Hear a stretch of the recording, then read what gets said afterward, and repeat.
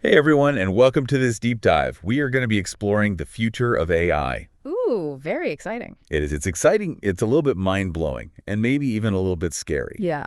So we're going to try to unpack some of that today. What could AI mean for humanity? What could it mean for you? And we've got some amazing thinkers to help us unpack this. Yeah, some big names. Yeah. So we're going to be looking at excerpts from Ray Kurzweil, who many consider to be like the godfather of AI. Yeah, he's been at it for a while. He has, yeah.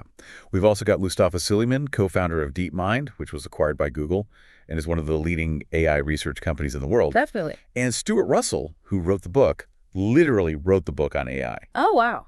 Yeah, it's called Artificial Intelligence, A Modern Approach. Okay. And we're also going to be touching on some ideas from Tegmark and Nick Bostrom, who've really wrestled with like the potential futures that AI might create.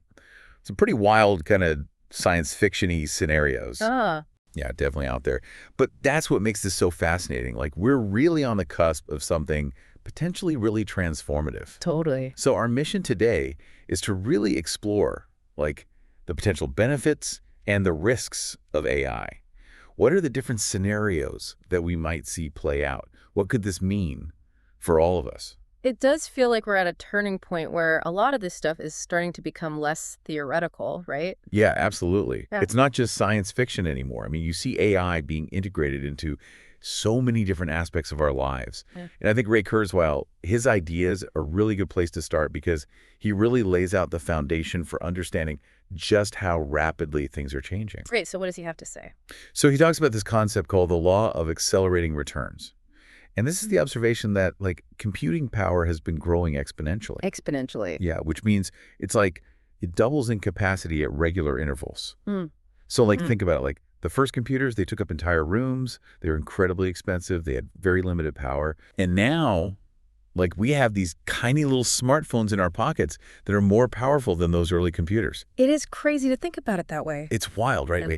And Kurzweil actually puts a number on this. He highlights that, like, the amount of computing power you can buy for $1 has increased by 1.6 trillion times since 1959. 1.6 trillion. Yeah. That's hard to even imagine. It's almost incomprehensible. And the thing is, this trend isn't limited to just computing. It applies to other technologies too, Like what? like genome sequencing. Okay, yeah. Remember the Human Genome Project? Mhm. Like, it took over a decade and billions of dollars to sequence the first human genome. Yeah. And now you can get your genome sequence for like a few $100. I've heard about that. Yeah. And the cost just keeps dropping. Yeah. So the point is, like, we're on this incredible upward curve and it's only getting steeper. It's accelerating. Exactly. Yeah. And Kurzweil calls this potential tipping point the singularity. Okay, I've heard of the singularity. Yeah, and he describes it as like the point where technological growth could become uncontrollable and irreversible. Whoa. Yeah, leading to changes we can't even really comprehend. Yeah. It's a little bit unsettling, you know? Yeah, I mean, uncontrollable and irreversible, that sounds pretty intense. Yeah, it is. And Kurzweil, he's actually quite optimistic about it. But even he acknowledges that, like, we're entering this territory that is completely uncharted. Uncharted. Yeah. And this is where it starts to get really, really interesting because Kurzweil predicts that as we get closer to this singularity, biological and artificial intelligence might actually begin to merge. Merge. Yeah. So, like, humans and AI becoming one? In a sense, yeah. Yeah. It's like, imagine like enhancing our cognitive abilities, Yeah. maybe even merging our minds with AI. Okay, I'm trying to wrap my head around that. Yeah. And Kurzweil, he dives into some pretty fascinating scenarios where technologies like nanotechnology and brain-computer interfaces could play a huge role in this merger. Okay, so nanotechnology. Yeah, like imagine tiny little nanobots in our bloodstream, repairing damage at the cellular level, Oh, wow. eradicating diseases, maybe even enhancing our brains, allowing us to process information and learn at speeds that we can barely even fathom today. I mean, that would be incredible. It would be incredible. And it would also be like profoundly transformative in terms of what it means to be human. Like, if we can radically extend our lifespans, if we can enhance our cognitive abilities to that extent, like, what does it mean to be human in that context? Yeah, it's almost like we're talking about a different species. Right, right. And Kurzweil sort of hints at that we might be on the verge of this, like, new stage of evolution. Okay, so Kurzweil is painting a pretty optimistic picture. He is. But I think it's important to also acknowledge that, like, there are other perspectives out there. Right. Not everyone is as optimistic as Kurzweil. Exactly. And that's where Mustafa Suleyman comes in. Okay, so what does he say? So he kind of injects a dose of caution into this conversation. He talks about this coming wave of AI and genetic engineering, highlighting that while these technologies hold immense potential, they also carry significant risks. Okay, so it's not all sunshine and roses. Not exactly, no. And to illustrate this point, he uses some really compelling historical examples. Like what? Well, he talks about things like the printing press. It revolutionized communication and spread knowledge, but also facilitated the spread of propaganda. Dynamite was a powerful tool for construction, but also, for destruction.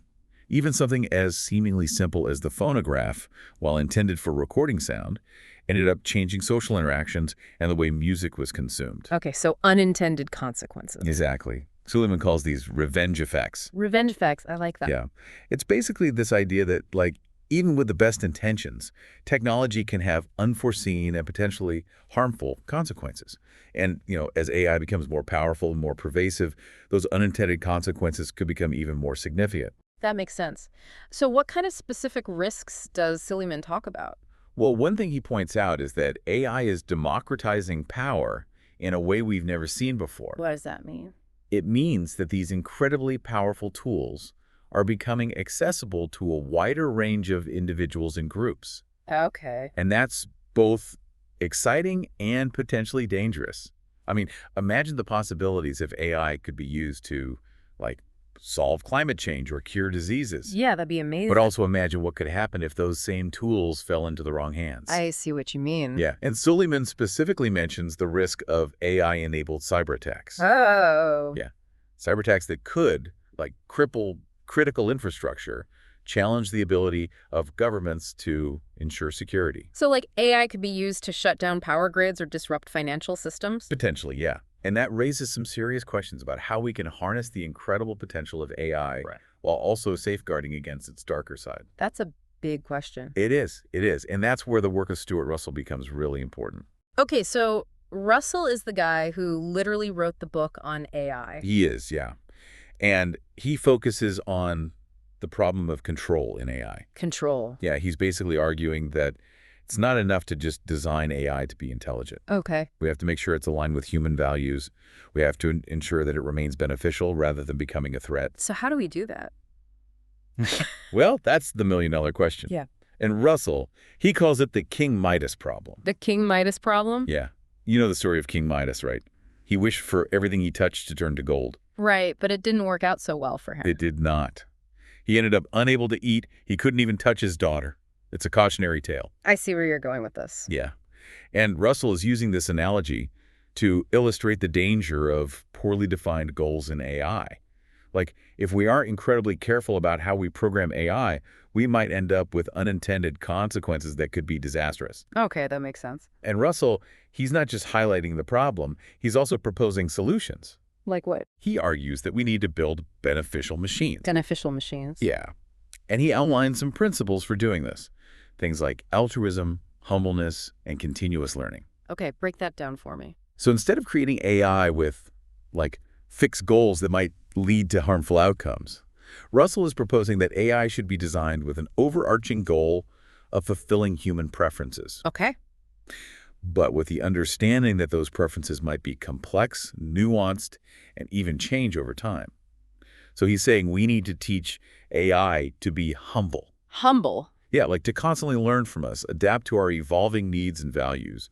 It's a pretty different approach from just programming it to be super intelligent and hoping for the best. It is a very different approach. So it sounds like what Russell's saying is that we need to be very intentional about the values that we embed in AI. Absolutely. And I think that's a key takeaway here. It's not just about the technology itself. It's about the choices we make, the goals we set, and ultimately the kind of future we want to create. It's not just about programming and values, though, is it? Like you were saying before, AI is already having a real impact on the world, especially when it comes to work. You're right. It's something that all of these sources talk about, and it's something we should all be thinking about, too. You know that study that came out a few years ago, the one from Oxford about jobs being automated? Oh, yeah, the one that said almost half of U.S. jobs could be automated. Right. Well, AI has advanced so much even since then that those predictions are starting to feel very real. not science fiction anymore. Exactly. And it's not just those typical blue-collar jobs that people think of, either like factory work or manual labor. AI is becoming capable of doing things we always thought were uniquely human. Cognitive tasks, Yeah. things that require thinking and creativity. Yeah, things like writing, designing, analyzing data, even making complex decisions. It's kind of freaky when you think about it. Yeah, it means that a lot of jobs that people once thought were safe from automation are now potentially at risk. Like I was reading an article the other day about AI-powered legal assistants that can help lawyers with research and even drafting documents. Wow, so paralegals and legal secretaries could be out of a job? Potentially. And that's just one example. We're already seeing self-driving trucks being tested, algorithms that can diagnose diseases with incredible accuracy. What happens to truck drivers and doctors then? That's the big question, and it's one that a lot of people are grappling with. I mean, it's not just about individual jobs either. It's about the whole structure of our economy. Yeah, what happens if millions of people are suddenly out of work? Some pretty big thinkers, Kurzweil and Suleyman included, have suggested things like universal basic income UBI. It's a pretty radical idea, UBI, the idea of just giving everyone a guaranteed income, regardless of whether they work or not. It is, but it might be something we need to consider if we're headed toward a future where work as we know it just doesn't exist anymore. I mean, imagine a world where machines do all the work and humans are free to pursue whatever they choose. Is that a utopia or is that a dystopia? Yeah, it's like a science fiction scenario come to life, but it raises all sorts of questions about human purpose and motivation. Like, if we don't need to work to survive, what do we do with our time? What give our lives meaning? It's something Max Tegmark explores in his book Life 3.0. He's got some really interesting ideas about the future of intelligence. He talks about AI as representing this next stage of life on Earth life that can design not just its software like humans do, but also its hardware. It's like AI could become this self-evolving entity capable of things we can't even imagine. Yeah, and he lays out some different scenarios for how this could play out. He talks about AI becoming like a benevolent dictator, a protector god, a libertarian utopia, even a conqueror or a zookeeper keeping humans around as pets. I mean, some of those scenarios are pretty wild. Yeah, it's mind-blowing to even try to wrap your head around it. Like, how do we even begin to prepare for a future where AI could be so much more intelligent than us? That's where Nick Bostrom's work comes. In his book, Superintelligence takes a deep dive into the potential dangers of uncontrolled AI. He explores how a single superintelligent AI, emerging with a strategic advantage, could pose an existential threat to humanity. It's a sobering thought. Yeah, and Bostrom doesn't shy away from those difficult questions. He really challenges us to think about what it means to be human in a world dominated by superior intelligence. It's not just about the technological challenges either. It's about the philosophical and ethical questions. Like, what does it mean to have purpose in a world where AI can outperform us in almost every task? And how do we ensure that AI is used for good and not for harm? These are huge questions, and I think the key takeaway here is that the future of AI isn't predetermined. It's not like some inevitable outcome that's going to happen to us. We have a choice.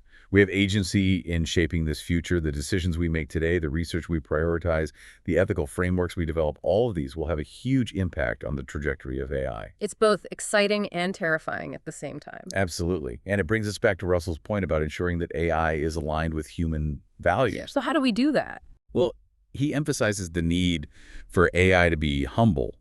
You know, like starting with the understanding that human preferences are complex and can change over time. So AI needs to be flexible and adaptable. Yeah, and it needs to be in constant dialogue with humanity, learning from us, evolving alongside us. That's a pretty radical idea, but I think it's a necessary one. Right, because if we're going to create something that's potentially more intelligent than ourselves, we need to make sure that it's on our side. That it shares our values and our goals. But even with the best intentions, there's always the possibility of things going wrong.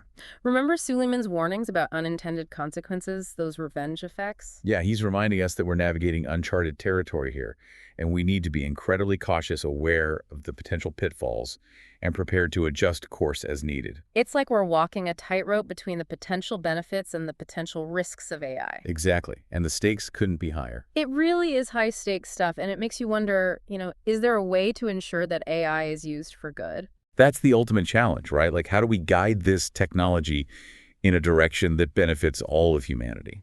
I mean, it's not just a technological problem. It's a social problem, a political problem, an ethical problem. Yeah, It's going to require a lot of careful thought and collaboration. And maybe a little bit of luck. Yeah, maybe a little bit of luck.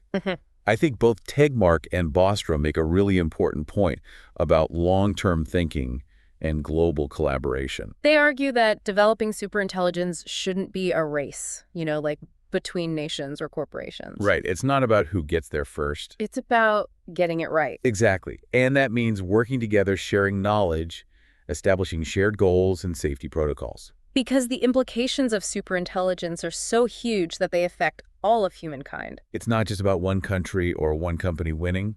It's about the future of our species.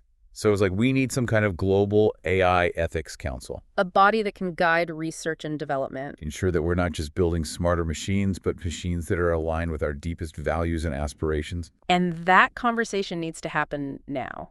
Before it's too late. Before some AI has already achieved superintelligence and potentially made those conversations irrelevant. That's a scary thought. Yeah, it is. But it's also a call to action. It means we need to be engaged. We need to be informed. So let's bring it back to you, the listener. What does all of this mean for you in your life right now? Well, first of all, it means staying informed about AI.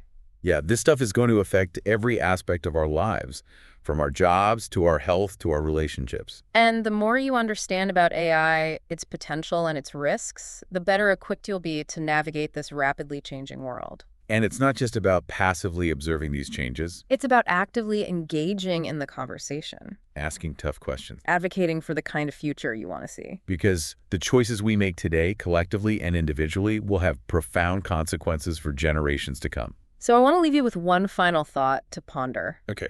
If you could design an AI to solve one major problem facing humanity, what problem would you choose? And how would you ensure that it acts in a truly beneficial way without unintended consequences? That's a really good question. Yeah, something to think about. Well, thanks for joining us on this deep dive into the future of AI. It's been a fascinating conversation. It has, and we hope it sparked some ideas and maybe even a little bit of healthy concern. Because the future of AI is still being written. And we all have a role to play in shaping that future.